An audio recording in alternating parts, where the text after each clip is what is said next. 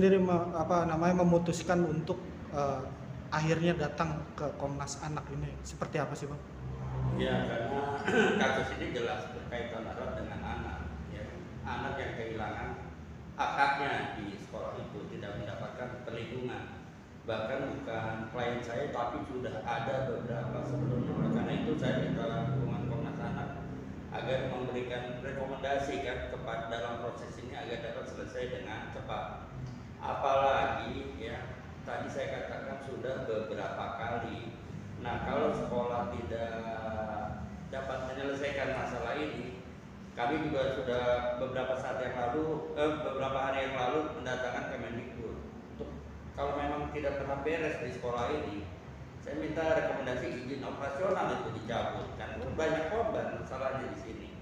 Terus yang paling perlu diperhatikan adalah masalah Kamtibmas. Ya, saya berharap minta perhatian juga nih dari Polda Jawa Barat maupun Mabes Polri, karena hal masalah ini dibawa-bawa ke masalah SARA.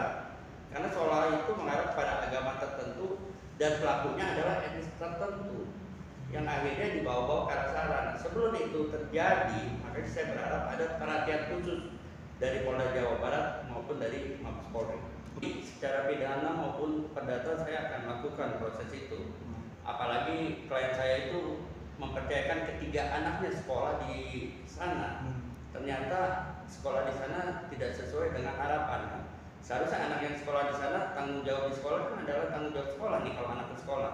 Kalau di rumah ya orang tuanya, kalau di sekolah ya pihak sekolah. Nah, kejadian yang sangat mengkhawatirkan ini adalah terjadi di sekolah sehingga klien kami anaknya cacat tetap, tangannya patah dan berbagai macam lagi.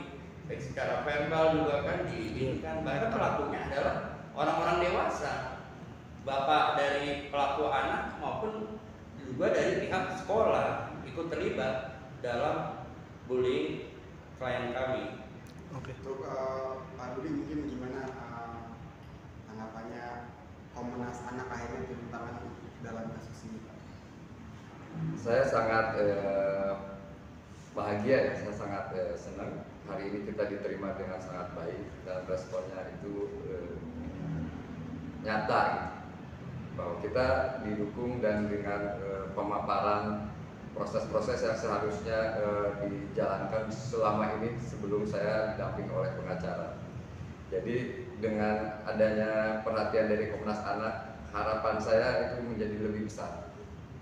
Artinya bisa lebih tenang saya menjalankan kewajiban saya sebagai orang tua, menafkahi keluarga tentunya. Di sisi lain, proses ini sudah ada yang membantu lebih intens. Jadi saya sangat berharap dari pihak-pihak lain juga yang sedang menjalankan proses ini dalam arti para penegak hukum ya bisa lebih gerak cepat untuk mengungkap kasus yang sedang dialami oleh anak saya. Oke Pak Didi, semenjak pertama kali laporan sampai detik ini, apakah dari pihak yang bersangkutan, maksudnya yang dituduhkan ini, sempat menghubungi Pak Dudi sendiri sampai detik ini atau gimana? Tidak pernah. Belum pernah ada indikat untuk bertemu langsung ataupun memberikan ganti rugi pada laporan pertama seperti yang sudah direkomendasikan oleh penyidik ketika penetapan pengadilan ditetapkan. Tapi kita juga bukan mengharapkan itu, kita hanya berharap proses yang sedang berjalan ini dilakukan seobjektif mungkin dan seterbuka mungkin. Maaf Pak Dudi, untuk kondisi mental anak Pak Dudi sendiri sampai sekarang apakah sudah membaik atau bagaimana Pak? Ya, dari sejak awal hingga sekarang itu ada progres, ada perbaikan. Saya melihat keberanian anak sudah mulai tumbuh. Sebagai contoh, anak saya sudah bisa marah terhadap perlakuan mereka yang dialami oleh anak saya. Jadi saya melihat ada progres, itu menunjukkan harapan besar untuk depannya. Apakah ada trauma dari anak sendiri, maksudnya tidak mau sekolah lagi karena takut seperti itu atau gimana? Ya jelas ada. Dia tidak mau pergi ke sekolah. Pernah kita ajak anak untuk jalan ke sana, main segala macam. Dia takut jangan sekolah. Tapi untuk kegiatan belajarnya sendiri kita ada upaya untuk belajar di rumah. Sementara secara administrasi kita belum mengurus kepindahannya karena kasus yang dialami anak saya di sekolah tersebut belum selesai. Jadi kita akan mengurus administrasinya ketika masalah ini sudah selesai.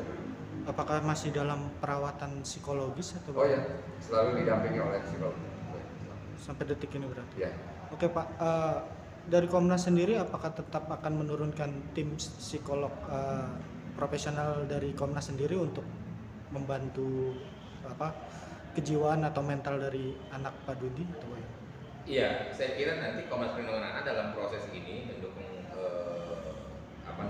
Pak Dudi dan tim kuasa hukumnya menegakkan perkara ini. Kita akan satu ada tim hukum yang disiapkan untuk mendukung. Nanti ada Pak Dimas sebagai Komisioner Bidang Pengaduan. Nanti yang kedua juga kita akan sediakan psikolog, satu untuk pemeriksaan anaknya kembali, yang kedua untuk proses rehabilitasi anaknya, gitu kan. Nah, kenapa? Karena ini Komnas Perlindungan Anak menganggap ini sesuatu yang cukup